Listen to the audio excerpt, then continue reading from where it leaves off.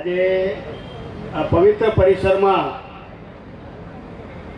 સદગુરુ medical and education trust અને ઓધોરામ સત્સંગ મંડળ દ્વારા આયોજિત આ બંને કાર્યક્રમો સત્યની યજ્ઞ અને મહામેડિકલ કેમ્પ સેવાના માધ્યમ દ્વારા સમાજ માટે કંઈક કરવાની ભાવનાથી આ પ્રકારનો મોટો મેડિકલ કેમ્પ યજ્ઞ દ્વારા એક પોતાનો ભક્તિભાવ પ્રગટ કરવાનો જે કંઈ અવસર આપ્યો છે બધા સર્વ આયોજકોને અત્રેથી આપણે અભિનંદન આપીએ.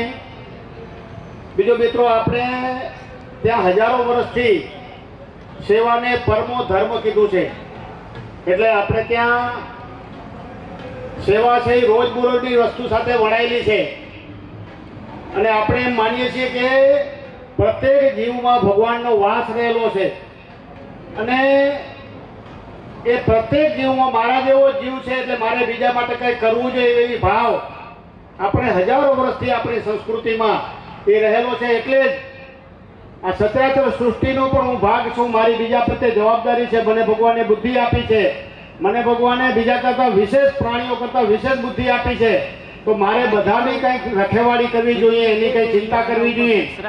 એટલે જ હજાર વર્ષથી આપણા ઘરે સવારમાં માતાજી ઉઠે એટલે ગાયની રોટલી, કૂતરાની રોટલી, સાંજે કીડિયારું પૂરવાનું, આ બધો જ ભાવ એટલા માટે છે કે આપણે બીજા માટે કંઈક કરવું જોઈએ એવો ભાવ એ આપણે હજારો વર્ષથી રહ્યો છે.